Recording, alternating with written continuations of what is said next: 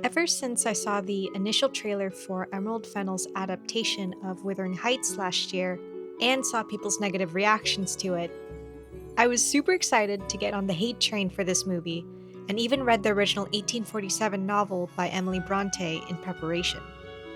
This Valentine's Day, my partner and I decided to watch it on opening day. My expectations were super low. I just wanted to have a good time and be entertained. Surprisingly, I actually liked it quite a bit as a standalone film. As a whole, I've been seeing mixed reactions from audiences, leaning towards the negative, and I'd like to offer a more gracious perspective to the discussion, since I couldn't find myself to truly hate the experience.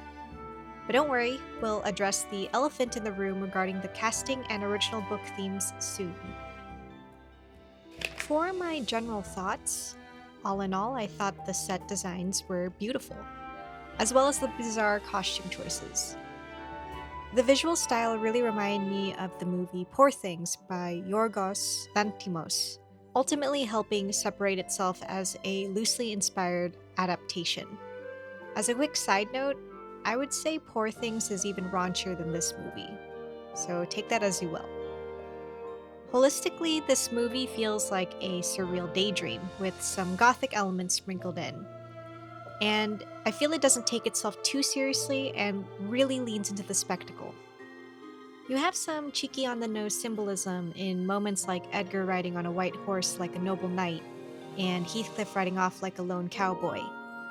When Heathcliff comes back to greet Kathy after several years, he appears from the fog like a ghost, and it's incredibly dramatic. Isabella is presented very innocently and girly with ribbons and frills until she meets Heathcliff, in which she gets all corrupted from his influence. Kudos to Jacqueline Duran as the costume designer. My favorite dresses are Kathy's shiny red and white dress and the one she wore before consummating her marriage with Edgar. The first I really think highlights her passionate personality that dominates the innocent, ladylike persona she wants to portray herself as. I also wonder if it low-key hints to her fate later in the movie. The other one is just really pretty to me, and she's presented like a literal present. Heathcliff at the beginning of the film is too comically caricatured as a hobo, which overshadowed his attractiveness for me at the time. Though, after his glow up, I think Jacob Elordi pulls off thick sideburns really, really well. Also, I never quite understood the guy who's soaking wet from the rain trope, but after this film, I kinda get it now. I also liked his slutty singular earring hoop and gold tooth. It feels very pirate-y and has some interesting visual storytelling that you can imply there. The soundtrack was alright. It felt like they were low-key pulling a Bridgerton by adding a sense of modernism. I actually liked Charlie XCX's album as a loosely inspired mood piece that supplements this movie. I would say the album's opener, House, is the closest to matching the vibe of the original story, with it being gritty, distorted, chaotic, and generally self-aware of the subject's circumstances. I feel like it really epitomizes the relationship of Catherine and Heathcliff. I don't think the vocal tracks add too much for the movie scenes and would have preferred strictly instrumental, though all in all it's not too distracting, personally. If you're looking for something completely vulgar and smutty and expect actual nudity, like Bridgerton, you may be disappointed. This film opts for yearning and sensuality, with small dashes of BDSM dynamics. The overall focus is on literal power play, both within and outside of the intimacy, which I personally didn't mind so much. One of my favorite scenes was when Heathcliff pulls Kathy close by the corset. The tension was just chef's kiss. The initial marketing definitely didn't do it justice, aside from attracting curiosity and rage bait. The most unhinged moments were honestly the opening scene and this moment we see with Isabella later in the film. The raunchiest scene, I would say, would go to Kathy's workers getting it on in the barn. The opener felt was just shocking for the sake of being shocking, and honestly could have been cut out due to how little it's referred to within the film. The workers getting it on already serves the curiosity and BDSM elements appropriately enough. Going back to the barn scene, I actually really liked that Kathy accidentally spies on them, and Heathcliff tries to protect her innocence by getting on top of her and covering her mouth and eyes. There's a callback to that when she's being intimate with her husband, Edgar, and it's little touches like that that make me more fond of the film. That being said, some things were a bit much in an uncomfortable way, and it's all pertaining to food.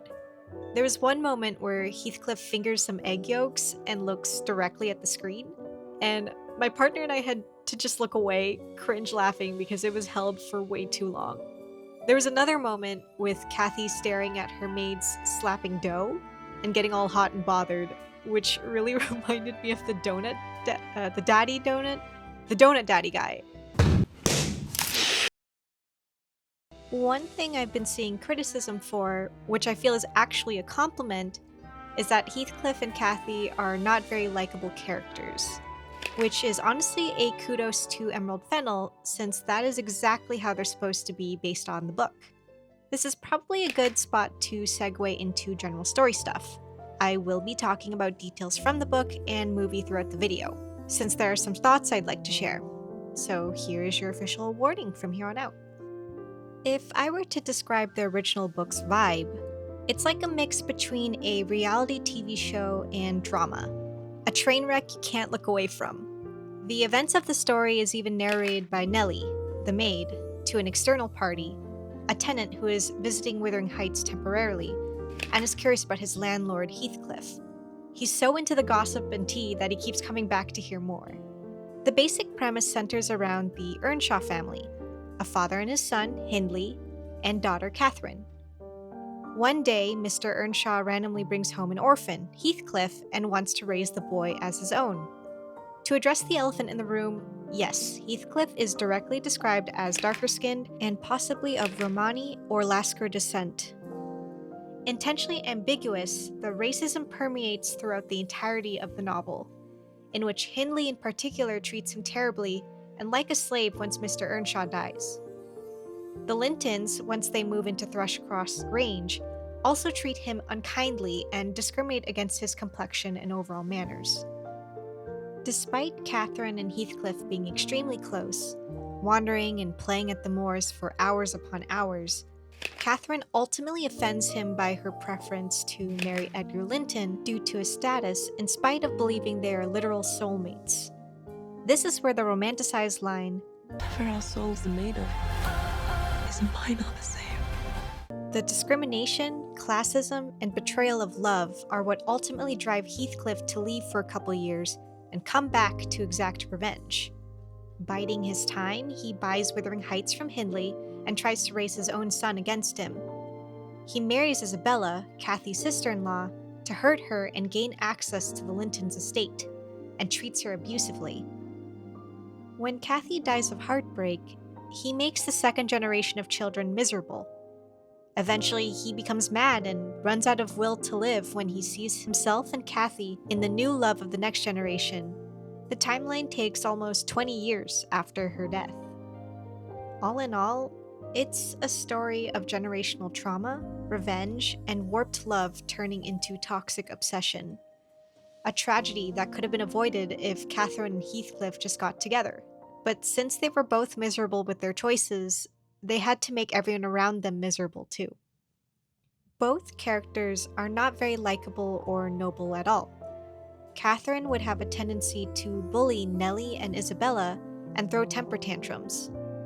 She only really felt understood and could be herself around Heathcliff. And she tried hiding her true personality while being courted by Edgar. Heathcliff straight up leans into viciousness and cruelty as he ages, and as mentioned, is especially abusive to Isabella and the second-gen children. Nellie herself, despite being the storyteller, has had negative opinions against Heathcliff, and by extension Catherine, ever since they were children, and has actively said or done things to interfere with their relationship. So there definitely is an implied bias she has. That being said, with each character, you can infer why they are like they are, and despite the deplorable things they have done, are written rather realistically. Edgar, for example, despite his initial discrimination against Heathcliff, treats Catherine very gracefully and kind to the point of being taken advantage of, and extends hospitality to Heathcliff when he returns a wealthy man. I would say if Heathcliff didn't resort to such cruelty in his life, he'd generally be someone we'd root for as a protagonist.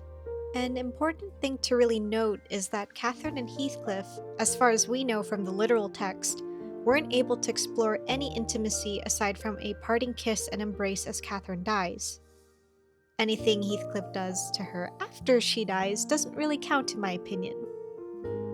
I'm referring to the implied necrophilia. Prior to the 2026 release, I actually watched the 2011 movie directed by Andrea Arnold, which features a black Heathcliff and mostly centers around his perspective.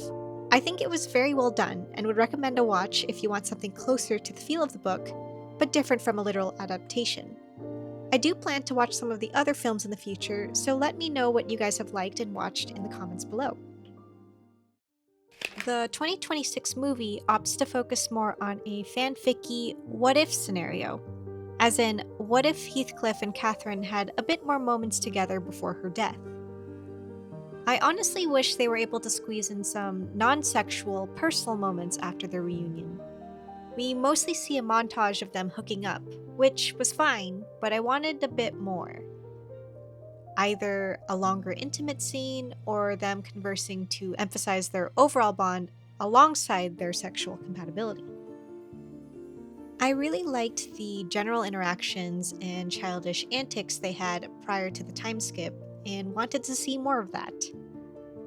I liked the addition of Kathy hiding eggs under Heathcliff's bed when she was pissed off at him, and him doing that to her in return years later before they officially reunite. It really showed something that was an annoyance that turned into something endearing to them and cheeky.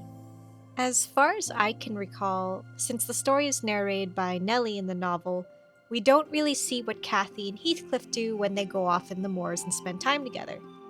I like that this adaptation, similar to the 2011 one, provides more personal scenes that fill in the gaps, per se. Another moment that stands out to me that's a bit on the nose, but works, is when Heathcliff breaks his chair to make a fire for Kathy. Which, of course, shows a juxtaposition from something brutish to gentle and romantic. And only Kathy gets to see this side of him.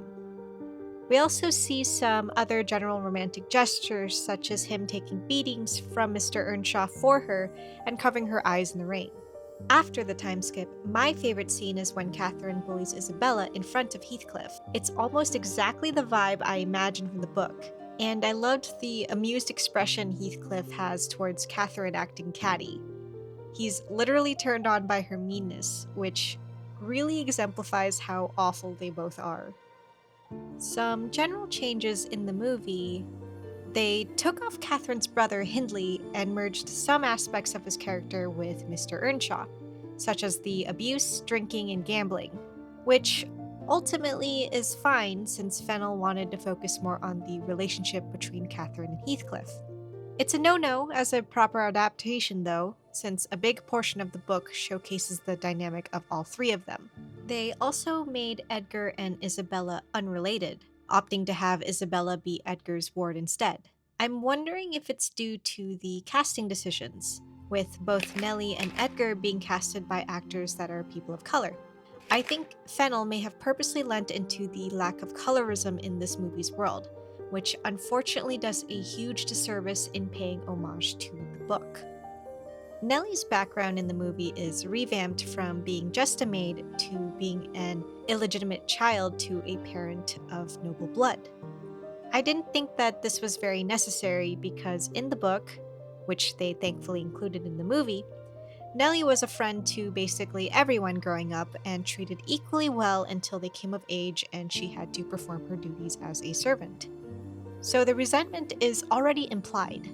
Her role as confidant is lessened mostly due to not needing to retell it to a third party, but I like that she remains in a gray area since she has incentive to elevate Kathy's status as well as step into her affair. Alison Oliver as Isabella ended up being a standout for her performance. She pulls off this childish, obsessive love that I really like how it extends to both Kathy and Heathcliff. Her scenes were unhinged and always got laughs from the audience. The movie really leans to the themes of ownership, degradation, and loyalty through making direct comparisons or having the actor literally act like dogs. A change they made in the film was Kathy giving Heathcliff his name herself and saying she'll take good care of him like a pet. There was another moment where Heathcliff literally calls himself her dog. I can follow you like a dog to the end of the world.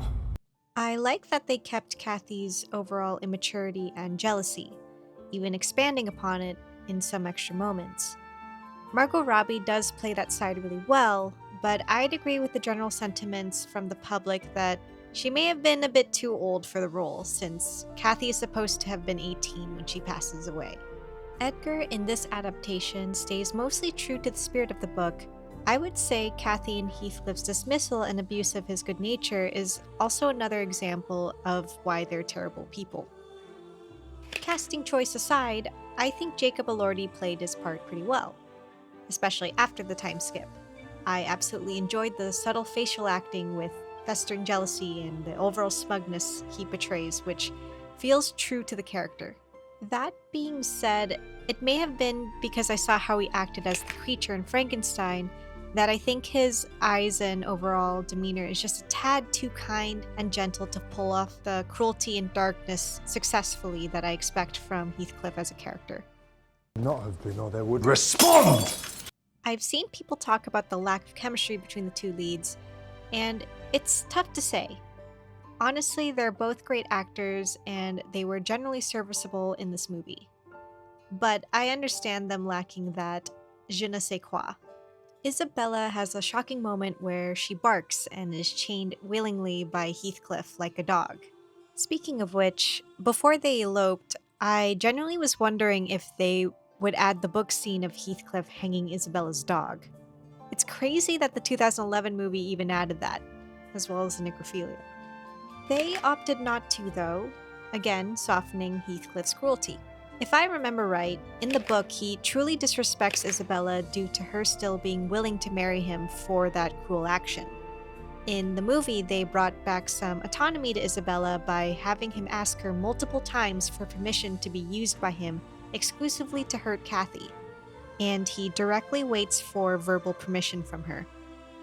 In the book, Heathcliff also becomes entirely educated during the time he's gone, but in the movie they opted for him to still be illiterate to the point that he needs Isabella's help writing letters in return for what she wants from him. Sexual pleasure, being his sub, and whatnot. It's definitely different, and I can see why Fennell tried changing their dynamic to be more consensual to soften Heathcliff's character. But on the other side, I can see why fans view it as disrespectful to what book Isabella went through. Her story is one of escaping abuse, not asking for it for sexual gratification. Another theme that the movie seemed to want to portray was how Heathcliff serves as someone who would degrade and deprave Kathy, and that is something that she has to fight to prevent. Ironically, the line from the book which ultimately causes Heathcliff to run away is meant to display Kathy's shallowness and desire for comfort and status. The thought of being with someone like Heathcliff is something that would be shameful to society. She even reasons with Nellie that by being with Edgar she could help Heathcliff financially and up his status, when there wasn't anything inherently wrong with his standing in the first place. The movie opts for corruption in a moral and sexual sense, which, in trying to go in this direction, they ultimately didn't have enough to follow through since they end up defaulting back to the original story where she dies soon after they end their affair. Ironically, during the introduction scene of Edgar and Isabella, we see her ramble seriously about Romeo and Juliet, which felt to me like an almost meta-commentary on the adaptation. When looking at a critical eye, the story can be most appropriately viewed as a satire, but the romance ended up being the main focus. To circle it all back to one of the original themes of the story, It was being in denial of Kathy's own nature and desire to be with the one she truly loves that causes the overall destruction and tragedy we end up witnessing. All in all, as a standalone movie, I got what I came for: a visual treat and a good time. As an adaptation, it doesn't hit the mark, but all in all, I don't think it was ever really intended to. I chalk it up as a guilty pleasure watch for me. If you'd like a more critical eye on the adaptation and why fans and audiences are generally skeptical about the film, I'd recommend D'Angelo Wallace's and Princess Week's videos. I saw a Tumblr post that said this movie may have been received better if it centered around the second generation of characters, Kathy and Harriton, and their romance, especially since it's not generally adapted. They wouldn't have had to whitewash the characters, and their personalities are fairly similar to the young Catherine Heathcliff, with less overall toxicity. In the movie, Kathy does get pregnant, but she dies as a result of losing the child and getting sepsis. So there's more of a definitive ending to their story. Plus, there's no real time for Isabella to have Heathcliff's child, and Hindley is non existent anyway. I will say the overall imagery of her life being leeched upon and the blood draining from her legs was pretty artsy and cool, but it got me wondering how long did it take for Heathcliff to ride his horse to Thrushcross Grange, because it felt like a montage of time with her dying. Alright, my fellow creatures, those were my main thoughts on the film. It wasn't an exact defense of the film, but I did want to provide some more gracious thoughts as someone who really enjoyed some parts of it. I'd love to hear your opinions of the movie in the book below, and if you'd like, I'd appreciate a like and subscribe. I'm definitely thinking of rereading the novel sometime in the future, and I even have an idea to do a deep dive on the Bronte sisters as a whole. Until then, I hope you all have a wonderful day, and I'll see you with my next hyperfixation.